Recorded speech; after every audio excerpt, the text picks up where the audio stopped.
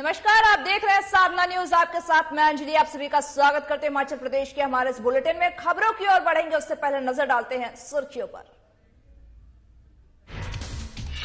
मुख्यमंत्री जयराम ठाकुर ने मनाया अपना 57वां जन्मदिन। बोले समर्पण के भाव से करते रहेंगे समाज के लिए कार्य। कोविड के मामले बढ़े तो बंदिशें होंगी जारी। सीएम ने विद्यार्थियों को बांटे स्मार्टफोन। घर घर पाठशाला ऑनलाइन शिक्षण कार्यक्रम का किया शुभारंभ। आर्ट ऑफ लिविंग फाउंडेशन की प्रशंसा। पीएम मोदी के सुरक्षा में चूक को लेकर के बीजेपी कार्यकर्ताओं में रोष। सीएम चरणजीत सिंह चन्नी की निकाली शव यात्रा। रामवीर भट्टी ने बताया राहुल और प्रियंका गांधी की साजिश। सीएम की अध्यक्षता में हुई मंत्रिमंडल की बैठक। रात 10 बजे से लेकर के सुबह 5 बजे तक चली। रात्रि कर्फ्यू लगाने की मिली मंजूरी। सीएम की अध्यक्षता में हुई भाषा अध्यापकों की टीजीटी पद लेने की मांग। सीएम जयराम ठाकुर से मिले कई शिक्षक।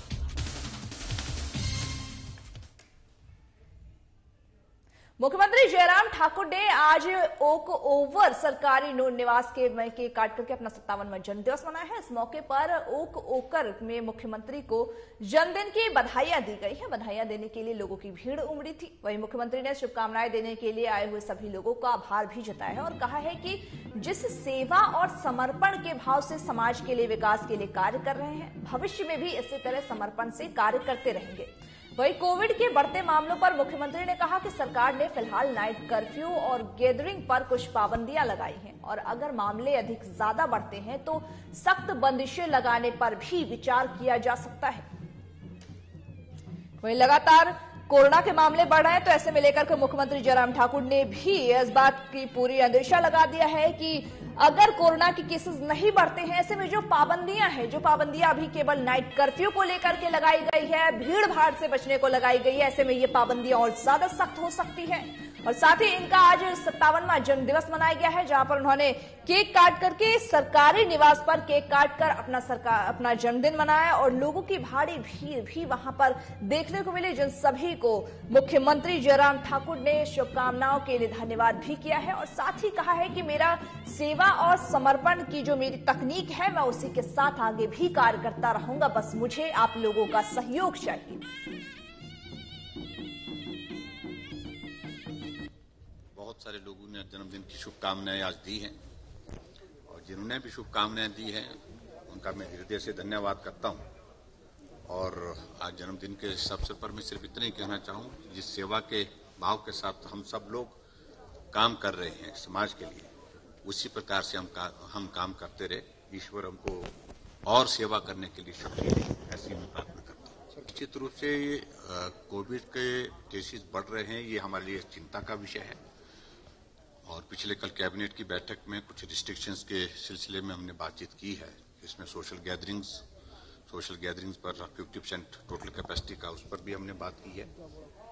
जो क्लब हैं और उसके साथ मंदिरों में लंगर लगते हैं और उन सारी चीज़ों पर रिस्ट्रिक्शंस लगाई है और थोड़ा 2-3 दिन और एक्सेस कर लेंगे हम चीज़ों को, उसके बाद हम आगे जो कार्रवाई करनी है उस तरह से करेंगे।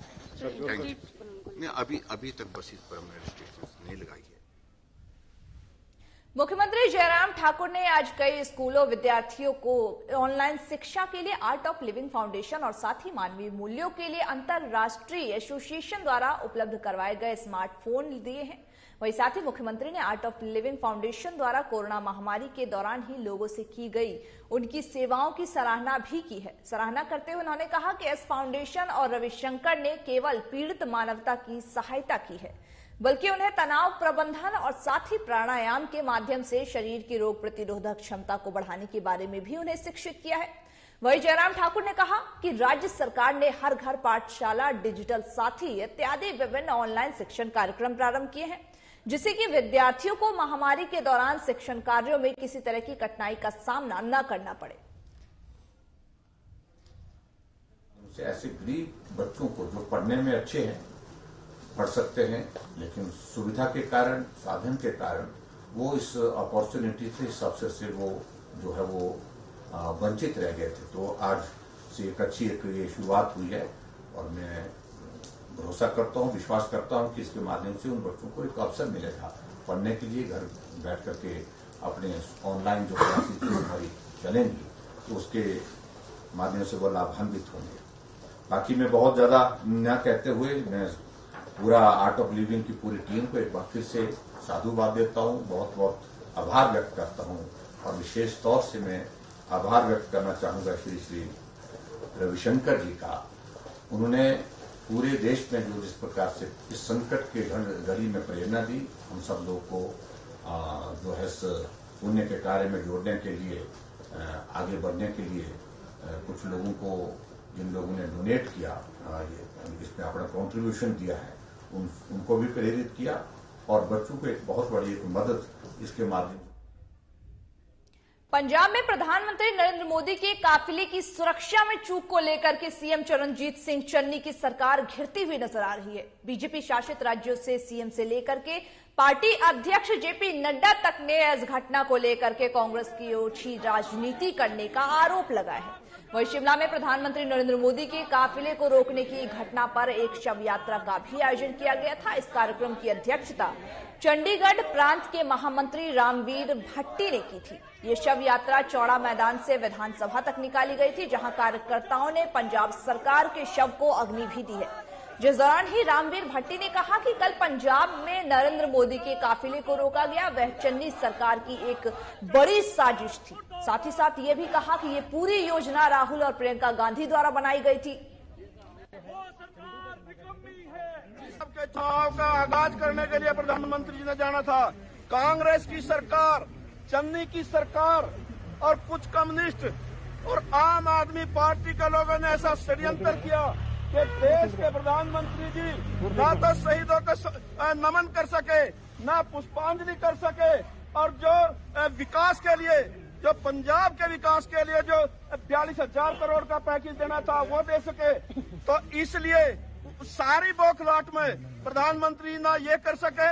मैं समझता हूं कि सरकार की, कांग्रेस की सरकार की ये साजिश है, सोनिया राहुल की साजिश है। बाकी चन्नी की तो जो है ये तो फालतू की बातें हैं। जो कांग्रेस का अध्यक्ष है वहां का, जो नवजोत सिंह सिद्धू, कभी वो भाजपा को गले लगाता है, कभी इमरान को कहता है मेरा भाई।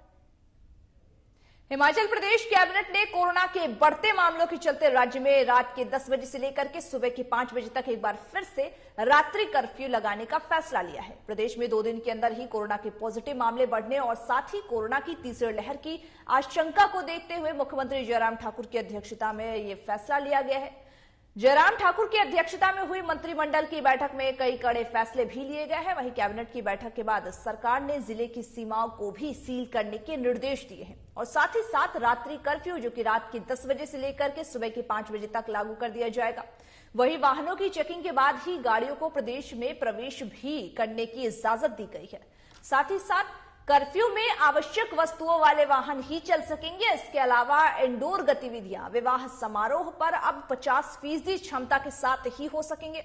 वहीं साथ ही साथ सिनेमा घर, स्विमिंग पूल, खेल परिसर, स्टेडियम, मल्टीप्लेक्स, जिम नहीं खुलेंगे, जबकि होटल और रेस्टोरेंट खुले रहेंगे। कैबिनेट बैठक में हुए फैसले के बाद आपदा प्रबंधन बोर्ड ने भी नाइट कर्फ्यू के संबंध में अधिसूचना जारी कर शुरू की है।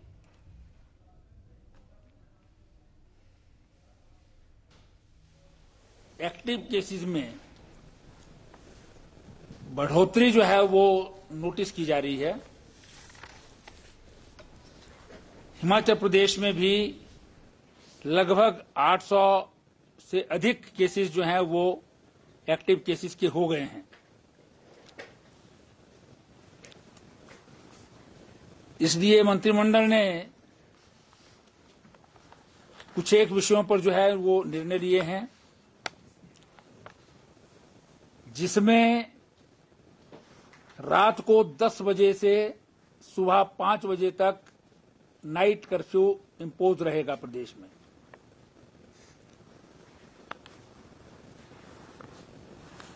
इसके अलावा सारे प्रदेश भर में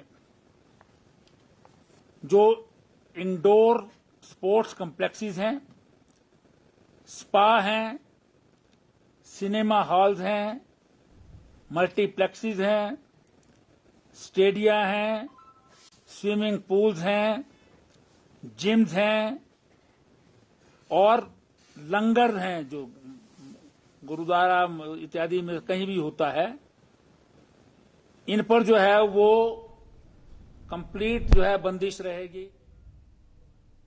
शिमला में हिमाचल राजकीय संस्कृत शिक्षक परिषद सीएम जयराम ठाकुर से मिले हैं, जहां पर जिसके बाद परिषद के प्रदेशाध्यक्ष डॉक्टर मनोज कुमार शैल ने शिमला में प्रेस कॉन्फ्रेंस के दौरान ही कहा कि प्रदेश में संस्कृत को दूसरी भाषा का दर्जा दिया गया है, लेकिन स्कूलों में पढ़ाने वाले शास्त्री को टीजीटी पदनाम नहीं दिया जा रहा है। बता दें कि 1985 से ये मांग सरकार के समक्ष उठाई जा रही थी।